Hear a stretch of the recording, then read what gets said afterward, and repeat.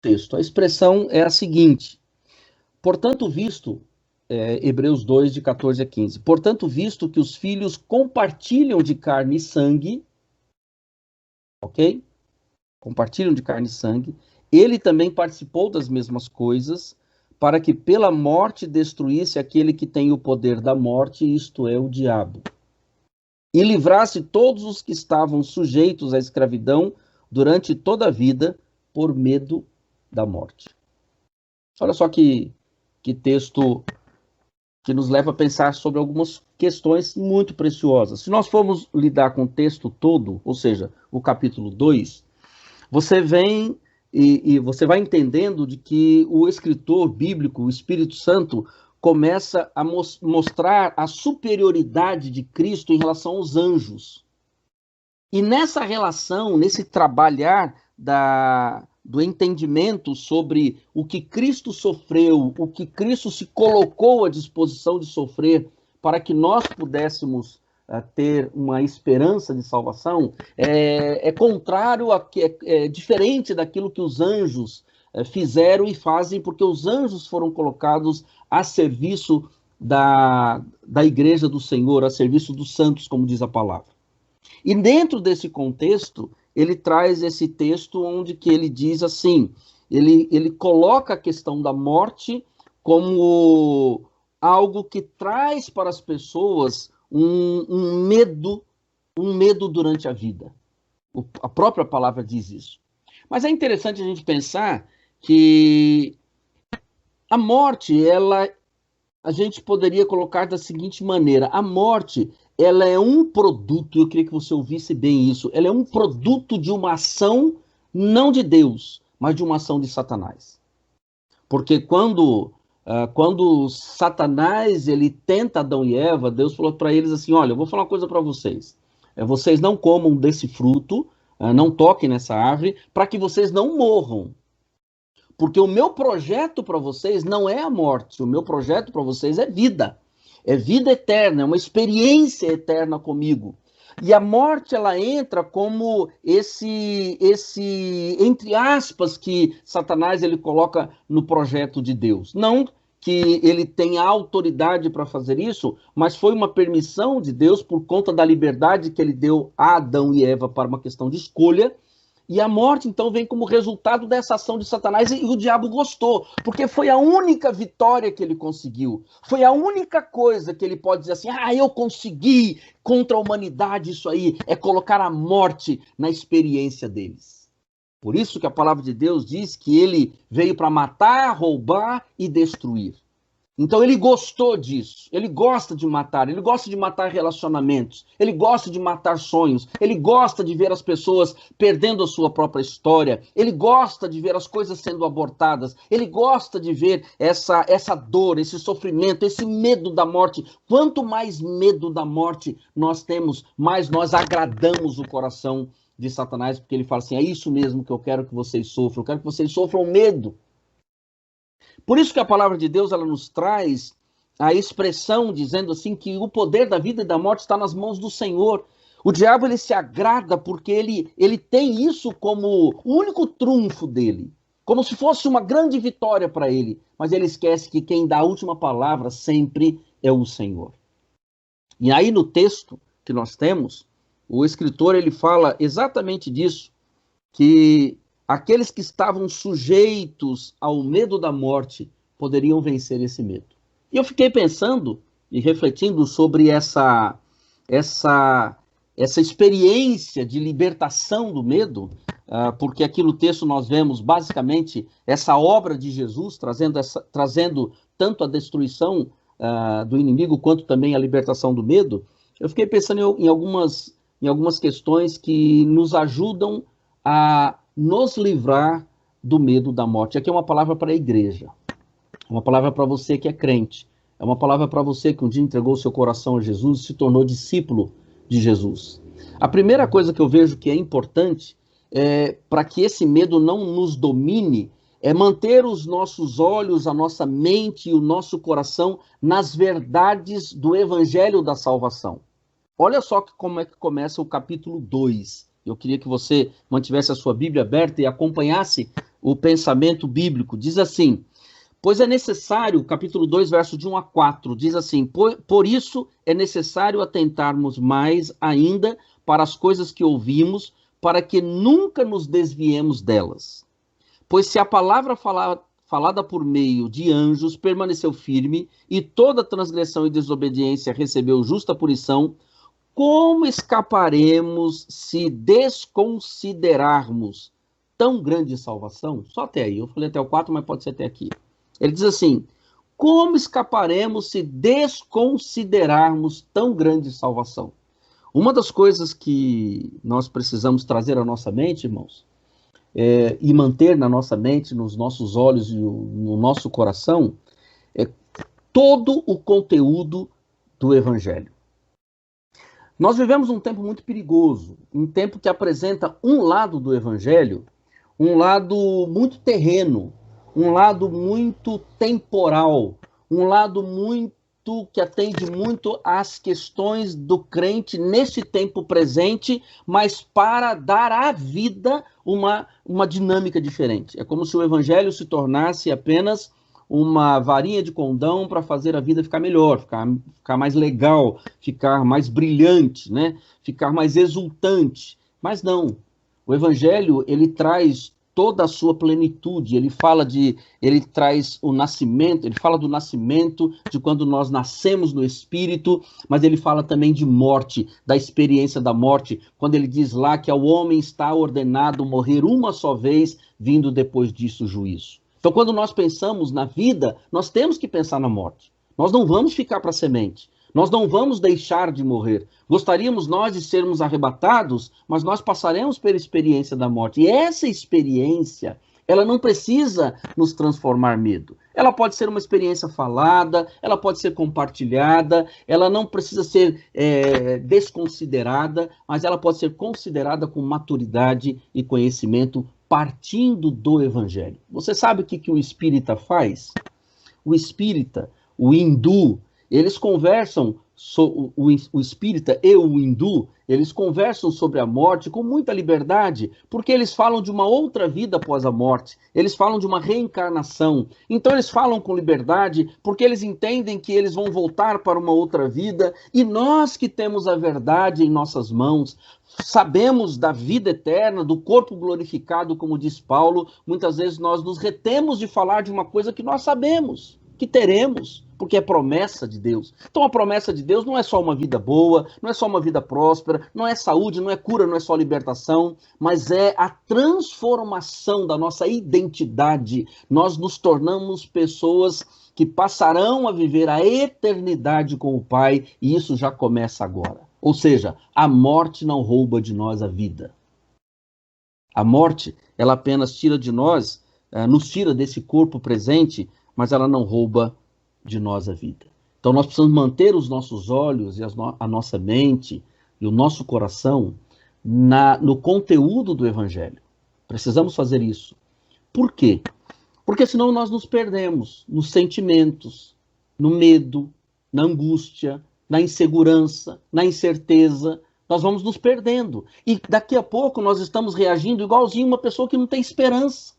Nós estamos reagindo igual uma pessoa que não sabe o que vai acontecer com ela. É como se nós falássemos assim para uma pessoa que é crente em Jesus: se você morresse hoje, para onde você iria? Ah, não sei, se Deus quiser eu vou para o céu. Ou seja, sem nenhum conhecimento do conteúdo do Evangelho. Na verdade, quando nós partirmos dessa vida, diz a palavra, bem-aventurados os mortos que morrem no Senhor, porque quem morre no Senhor morre, como diz a palavra, bem-aventurado. E bem-aventurado é muito mais do que feliz. Esta não só sensação, mas esse sentimento de plenitude, de felicidade por ver as coisas completas. Então, quando nós morremos em Cristo, ou quando nós morrermos, nós morreremos felizes e não tristes, e não tentando sair daquela experiência, não, convictos e conscientes daquilo que está acontecendo com cada um de nós. E o Evangelho fala isso. Então, se nós colocarmos isso na nossa mente, irmãos, o nosso medo da morte, ele será eliminado. Uma coisa que é importante a gente lembrar é de que quando a gente elimina o medo de alguma coisa, aquilo passa a não mais nos escravizar. E aquilo que não nos escraviza, não nos oprime. Aquilo que não nos escraviza, a gente pode falar com liberdade, a gente pode testemunhar de esperança. A gente pode viver a esperança genuína e verdadeira por acreditar, por crer, por aceitar aquilo que o Evangelho fala. Não é uma questão de sentimento. A morte ela pode causar um sentimento ruim, mas é uma questão de consciência. É saber o que o Evangelho diz e crer no que o Evangelho diz e se alicerçar no que o Evangelho diz, porque a palavra de Deus ela é muito clara sobre a nossa experiência de vida eterna. Diz a palavra de Deus que Deus amou o mundo de tal maneira para que todo aquele que nele crê não pereça, mas tenha a vida eterna.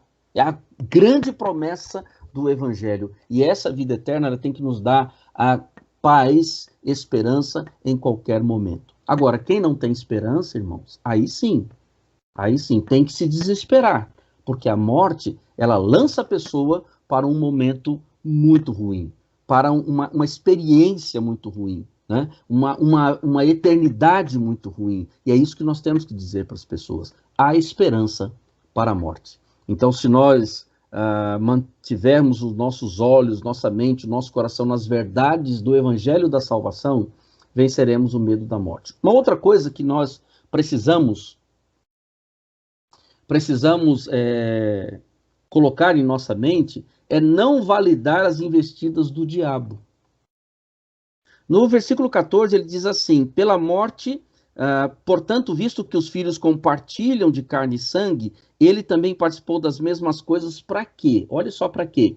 Para que pela morte dele na cruz do Calvário, ele destruísse aquele que tem o poder da morte, isto é, o diabo. Então veja só, irmãos, vejam só.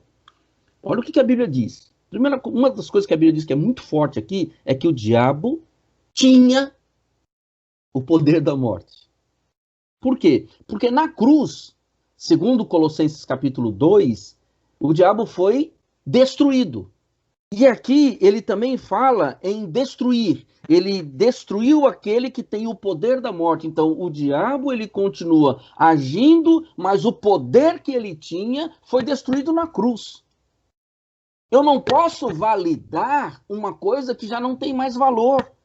Eu não posso dar tanto valor para o diabo como se ele tivesse ainda toda a autoridade sobre a minha vida. Eu jogo por terra o evangelho de Jesus quando eu dou muita validade para o diabo, quando eu fico validando as coisas e dizendo que ele fez, que ele faz, que ele vai destruir, que ele vai oprimir. E é gente que lança maldição, é pastor que lança maldição sobre crente, é crente que lança maldição sobre outro crente. E nós vamos muitas vezes validando algo que já não tem mais valor. A Bíblia está dizendo aqui, a mesma Bíblia que diz que o Senhor vai me curar, que o Senhor vai ouvir a minha oração, e eu valido, eu dou validade. Eu não dou validade para aquilo que a Bíblia também diz, que o diabo ele foi morto, ele foi destruído, e eu dou validade para ele. E toda vez que eu dou validade para ele, eu dou validade às coisas que ele gosta. E ele gosta da morte. Ele gosta de ver você com medo. Ele gosta de ver você falando na sua casa, para os seus queridos, falando para as pessoas que você conhece, que você tem medo da morte. Ele gosta de ver isso. Ele gosta de ver você oprimido. Ele gosta de ver você apavorado. Ele gosta de te ver assustado. Ele vibra com isso, porque todas essas nossas atitudes, elas são um desserviço ao Evangelho. É como se nós estivéssemos falando a Jesus. Jesus é mentiroso. A palavra de Deus é mentirosa. Ela não fala a verdade, porque eu tenho medo da morte, mas a palavra de Deus está dizendo aqui que o diabo que lança sobre nós o medo da morte, ele já foi destruído. Então o problema não está no diabo, o problema está em nós, irmãos. Nós não podemos dar validade a quem não tem valor. O mundo jaz do maligno. Aqueles que não entregaram a vida a Jesus tem que ter, sim, tem que ser usado, tem que ser, vai ser usado, não é que tem que ser, vai ser usado, vai viver com medo. Agora, nós não podemos, nós somos povo de Deus, nós somos lavados pelo sangue de Jesus, nós fomos redimidos pelo sangue de Jesus, e não pode ser uma pandemia, não pode ser uma guerra, não pode ser uma opressão, não pode ser uma cruz, nada pode tirar de nós a convicção que o Evangelho nos dá. Porque senão o Evangelho perde todo o seu valor, irmãos. Então, se eu não quero, ou se eu quero vencer o medo da morte, eu preciso colocar na minha mente, no meu coração, e manter os meus olhos firmes no conteúdo do Evangelho. Mas também eu não posso, eu preciso parar de dar validade ao diabo. Eu preciso parar de dar validade a ele. Ou na minha vida, quem cuida é o Senhor, quem me conduz é o Senhor. As coisas erradas se aconteceram, como aconteceu na vida de Jó, foi o toque da mão do diabo, mas com a autorização de Deus, porque Deus tinha um projeto maior para a vida de Jó. E assim nós vemos na história. Então, se a nossa vida é do Senhor ela será. Mas eu preciso dizer isso, eu preciso declarar isso. Eu preciso vencer o medo da morte, não dando validade àquele que adora nos assustar, adora nos amedrontar, adora colocar em nós medo de um vírus, medo de uma guerra, medo de um assalto, né? É como diz o salmista, que o Senhor vai guardar a nossa casa, e muitas vezes a gente tem tanto medo que a gente nem dormir consegue. Onde é que está o nosso evangelho, o nosso Deus, esse Deus que a gente tanto canta, tanto fala? Mas nesta hora, irmãos, a gente precisa vencer o medo da morte para ajudar a nossa geração que está amedrontada. Tem gente que está amedrontada com esse negócio que eu vou morrer. Ai, meu Deus do céu, eu vou perder. Eu vi várias reportagens essa semana. Vi uma que me chamou muita atenção, que morreu num dia a mãe, no outro dia morreu a filha, e eu fiquei pensando na família vivendo essa experiência. Ninguém quer isso, eu não quero. Eu não quero ver minha esposa, não quero ver minhas filhas, minhas netas, não quero ver ninguém da minha família morrer com Covid. Você não quer também, nós não queremos. Mas, meus queridos, se nós nos deixarmos dominar pelo medo do que pode acontecer, nós nunca vamos desfrutar de uma experiência prazerosa com o Senhor. Porque o mesmo medo que nós temos de sermos acometidos por algo que roube a nossa vida é o medo que acomete o incrédulo. Aí eu pergunto, qual a diferença da nossa fé? Qual a diferença da nossa fé? O que a minha fé está fazendo comigo? Se eu for para eu viver com medo das coisas, né, aí eu estou negando aquilo que eu mesmo digo ter como esperança. E por último, eu quero deixar com você uma palavra do seguinte. Para nós vencermos o medo, nós precisamos nos apegar ao auxílio daquele que se identificou com a gente. Esse texto, irmãos, é que eu não investi em fazer a leitura do capítulo todo, mas tem uma parte aqui que é maravilhosa. Mas eu quero usar o verso 16, que ele diz assim, pois na verdade, ele não auxilia, olha só. Na verdade, ele, falando de Jesus, ele não auxilia os anjos, mas sim a descendência de Abraão. Se você for ler Hebreus, eu quero sugerir, essa semana, leia Hebreus como devocional, é um texto precioso. Ele diz lá o seguinte, que os anjos foram colocados a serviço da igreja, a serviço dos santos. E ele diz que Jesus não foi colocado a serviço da igreja, a serviço dos anjos. Jesus foi colocado a serviço da igreja. Então, meus queridos, olha só o que a Bíblia está dizendo. Nós temos os anjos a nosso serviço e nós temos o Cristo que nos auxilia e nos serve, nos abençoa e cuida de cada um de nós. Essa expressão, ela é muito forte porque ela traz essa identificação. E nós não nos identificamos com um Cristo morto, nós nos identificamos com Cristo vivo. Por isso que nós não usamos o crucifixo, irmãos. Como nós sabemos de que Cristo não está lá, eu não tenho nenhuma dificuldade. Né? Não uso, não tenho, mas eu não tenho nenhuma dificuldade. Porque para mim, a imagem ela não muda o meu pensamento.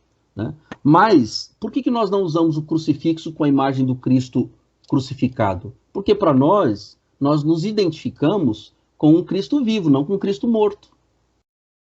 E esse Cristo vivo está dizendo que ele auxilia a descendência de Abraão, que somos nós, Igreja de Cristo. Então nós não somos só, e eu preciso dizer isso a você, nós não somos só evangélicos, que por sinal esse nome está desgastadíssimo. Nós não somos só frequentadores da igreja evangélica bíblica de Bauru. Nós não somos só isso, nós estamos na igreja bíblica, nós estamos no meio evangélico, mas nós somos descendência de Abraão em Cristo Jesus. Isso é muito forte. Porque essa descendência nos traz aliança, essa descendência nos traz a presença, essa descendência nos traz a unção dos santos, essa descendência de Abraão nos traz todos os benefícios prometidos a Abraão. E um dos grandes benefícios prometidos a Abraão é o cuidado de Deus, irmãos. Por isso Jesus diz: eu estou convosco todos os dias, até a consumação dos séculos.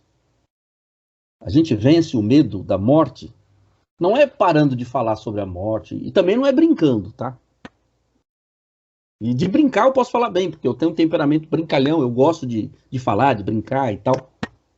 Mas não é brincando no sentido de fugir, né?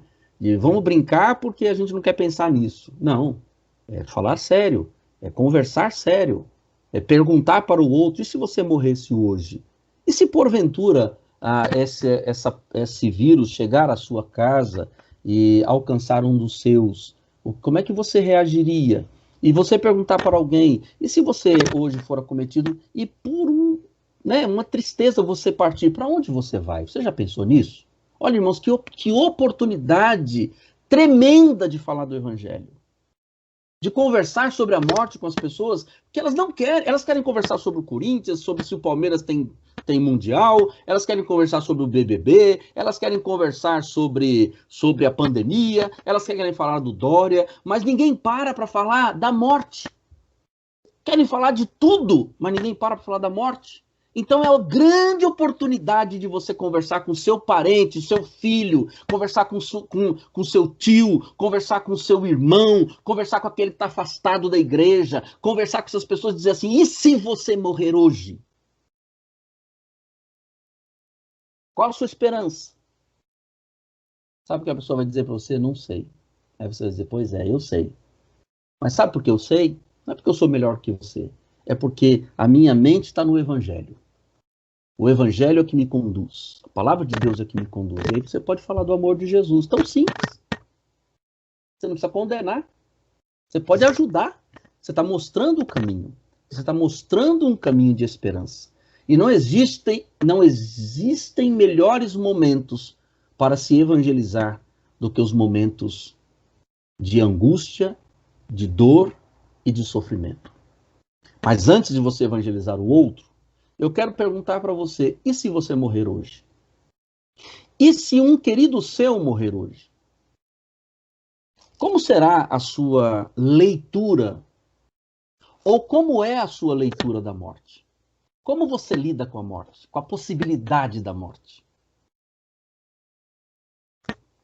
Talvez, irmãos, a gente possa, através da nossa caminhada como igreja, ir um pouco além do que todo mundo vai. De pensar um pouco além do que todo mundo pensa. De refletir no Evangelho na sua plenitude. Não só falar que Cristo cura, Cristo salva, Cristo liberta, tudo isso a gente sabe. Mas a questão é viver isso. É viver essa cura mesmo estando doente. É viver a libertação mesmo estando preso. Eu já contei para vocês aqui, e não vou falar muito sobre isso, mas do Viktor Frankl, um judeu temente a Deus, que era um médico, e ele foi levado para o campo de Auschwitz, e a esposa dele foi assassinada por Hitler, pelo exército de Hitler, os filhos dele foram assassinados, e ele, um judeu temente a Deus, foi levado para o campo de concentração. E quando ele foi levado para o campo de concentração, ele fez ele definiu algumas coisas para a vida dele, 5 coisas, eu não vou citar todas, até porque eu não vou lembrar, mas de uma que eu lembro bem, que ele definiu para ele disse assim: eu estou entrando no campo de concentração, mas eu não posso deixar que o campo de concentração entre em mim. E lá dentro do campo de concentração, ele escreveu uma teoria da psicologia que se chama logoterapia. É a terapia do sentido da vida. E ele tem um livro que tem o tema O Sentido da Vida. Irmãos, é impressionante. Uma vida com sentido. E ele diz claramente que ele encontra o sentido da vida dele na pessoa de Deus. Ele podia estar no campo de concentração, mas o campo de concentração não estava nele, porque quem cuidava da vida dele era Deus. É impressionante. É impressionante. Nós podemos dizer, nós estamos no meio da pandemia, mas a pandemia não está em nós. Nós estamos no meio do vale da sombra da morte, mas o vale da sombra não está em nós. Por isso é que nós podemos caminhar firme, independentemente de qualquer situação. Que Deus livre a você, a mim, a nós, igreja, do medo da morte. Porque ele já fez isso para nos livrar do medo da morte. Ele já fez o que ele tinha que fazer. E o que ele fez foi perfeito. Eliminou aquele que tinha o poder da morte. Agora, sobre nós, só existe um poder, que é o poder da vida, que é o poder da esperança, que é o poder do novo amanhecer. Seja aqui nessa terra ou na presença do Pai, onde a nossa morada já está preparada por Jesus, irmãos, a nossa vida, ela não tem outro sentido, a não ser a eternidade com o Senhor. Seja aqui, ou seja lá do outro lado, né, na presença do nosso Deus. Que Deus te abençoe, que Deus te fortaleça, que Deus dê a você essa convicção e que nesses dias onde as pessoas estão apavoradas, com medo de morrer, você seja uma ponta de esperança. Para aqueles que estão afastados da igreja, você leve uma palavra de exortação. É tempo de se arrepender, meus irmãos. É tempo de parar de pecar. É tempo de se voltar para o Senhor. É tempo de reconciliação. E nós todos aqui precisamos nos unir para dizer isso para as pessoas. Mas não lá na igreja, levando a pessoa na igreja. Não, é cada um no seu mundo, cada um no seu espaço, é no trabalho, é em casa, é na família. É dizer para as pessoas, corra para os pés do Senhor, porque nós não sabemos o amanhã. Nós não sabemos. Se há esperança, há certeza, há paz no coração, mas tem muita gente que precisa de pessoas com esperança para levar a esperança a elas. Que Deus te fortaleça e que Deus tire de você qualquer ponta de receio da morte, porque nós estamos escravizados pela vida. Hoje nós somos escravos da vida, nós temos que amar a vida, mas não é amar o mundo, é amar a vida de Deus, a vida com Deus, né? A nossa caminhada com Ele.